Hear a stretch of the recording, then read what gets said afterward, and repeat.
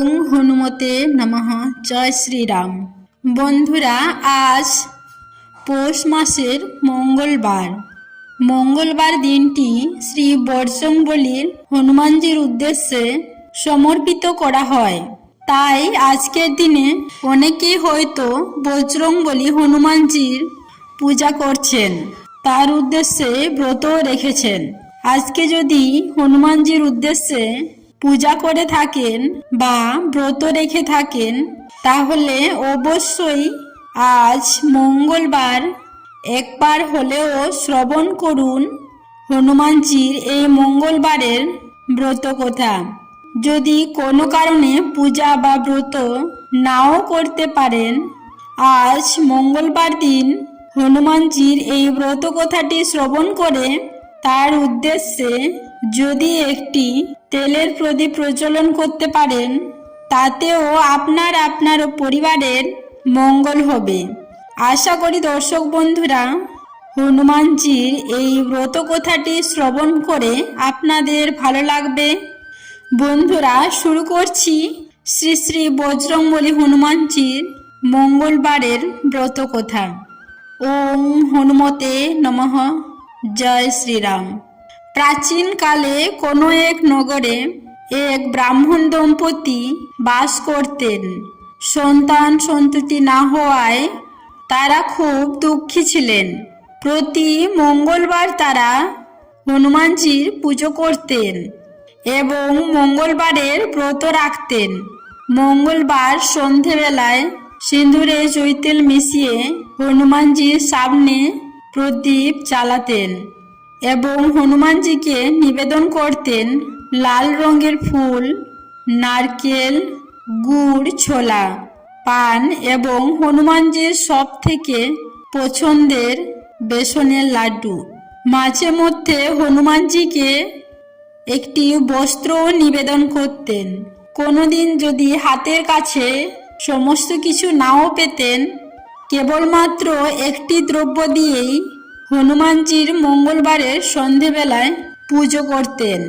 হনুমানজির সম্মুখে একটি প্রদীপ প্রজ্বলন করতেন। বজরংবলীর কাছ থেকে তার মতো পুত্র সন্তান কামনা করতেন। মঙ্গলবার দিন বজরংবলীকে ভোগ নিবেদন করার পরেই নিজেরা আহার গ্রহণ করতেন। একবার উপবাসের দিনে ব্রাহ্মণী রান্না করতে পারেননি, ফলে বজরংবলীকে ভোগও নিবেদন করা হয়নি তাদের সেই দিন। ব্রাহ্মণী প্রতিজ্ঞা করলেন পরের মঙ্গলবার বজরংবলীকে ভোগ নিবেদন করার পরেই নিজেরা ভোজন করবেন। 6 দিন পর্যন্ত অনাহারে দিন কাটানোর পর মঙ্গলবার দিন তিনি অজ্ঞান হয়ে যান। বজরংবলী তার শ্রদ্ধা ও ভক্তি দেখে অত্যন্ত প্রসন্ন হন।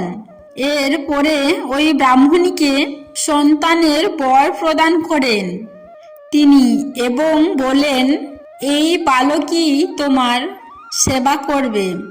পুত্র পেয়ে ব্রাহ্মণী আনন্দে আত্মহারা হয়ে যান।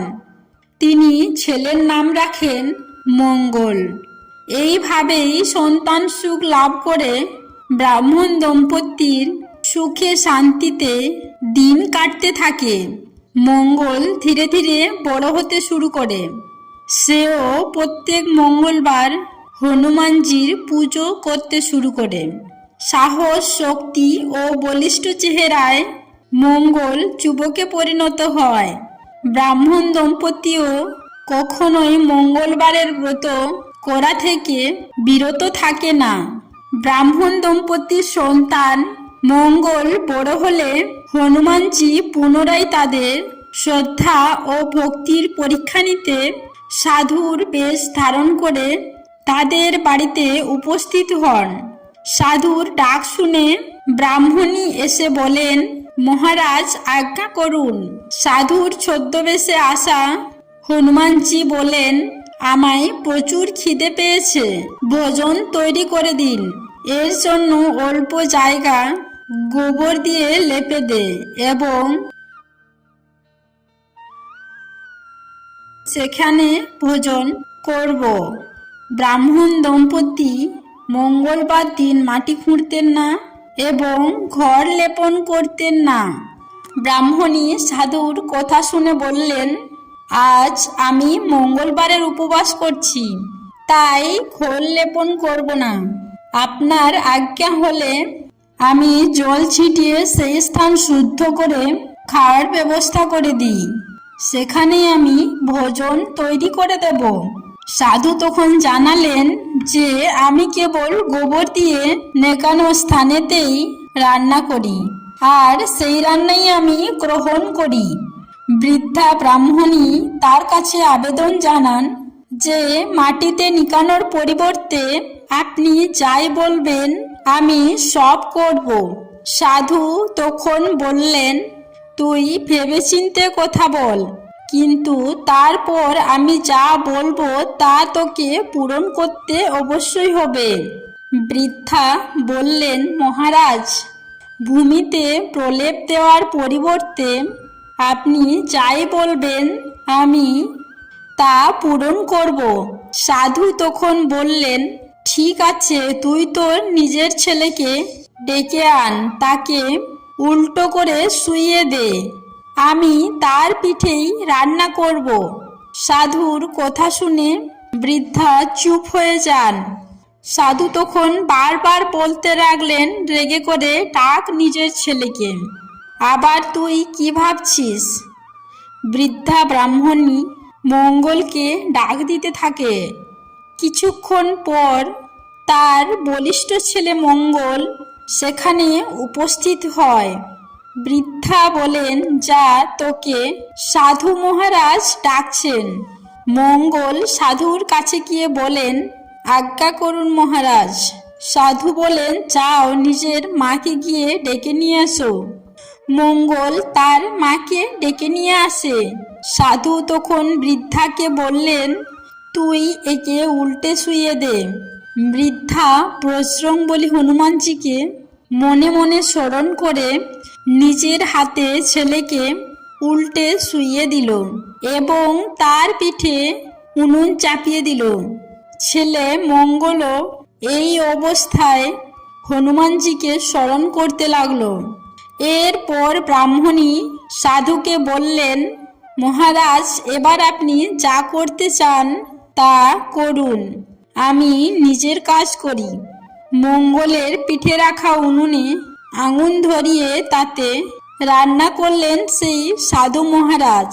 সমস্ত রান্না হয়ে যাওয়ার পর সাধু ওই বৃদ্ধাকে ডেকে বললেন, এবার নিজের ছেলেকে ডাক, সেও এসে ভোগ নিয়ে যাক। সাধুর কথা শুনে বৃদ্ধা বললেন, এ আপনি কি বলছেন? যার পিঠে আপনি আগুন ধরিয়েছেন আবার তাকেই আপনি ভোগ গ্রহণের জন্য ডাকছেন? তার পিঠে জ্বলন্ত উনুন রাখার পর সে কি জীবিত থাকতে পারে? বৃদ্ধা বললেন, আপনি আমাকে নিজের ছেলের স্মরণ করাবেন না। সাধু তখন বললেন, একবার তুমি নিজের ছেলেকে নাম ধরে ডেকেই দেখো না। তখন বৃদ্ধা তাই করলেন। মঙ্গল বলে ডাক দিতেই মঙ্গল সেখানে উপস্থিত হলো। সাধু মঙ্গলকে প্রসাদ দিলেন এবং নিজের মূর্তি ধারণ করে বৃদ্ধাকে বললেন, মা, তোমার ব্রত সফল হয়েছে। তোমার মনে দয়ার পাশাপাশি নিজের ইষ্ট দেবতার জন্য অটল শ্রদ্ধাও আছে, তাই তুমি জীবনে কখনো দুঃখ কষ্ট পাবে না। তোমার এই সন্তান সর্বদা যে কোনো প্রকার ভয় বিপদকে জয় করতে পারবে, তার সাহস ও তেজ হবে অতুলনীয়। এই বলে হনুমানজি অন্তর্ধান হলেন। আশা করছি দর্শক বন্ধুরা এই ব্রত কথাটি শ্রবণ করে আপনাদের ভালো লেগেছে। সবাই ভালো থাকবেন, সুস্থ থাকবেন এই কামনা করে আজকের ভিডিওটি আমি এখানেই শেষ করলাম। নমস্কার ও ধন্যবাদ। ঈশ্বর আপনাদের মঙ্গল করুক।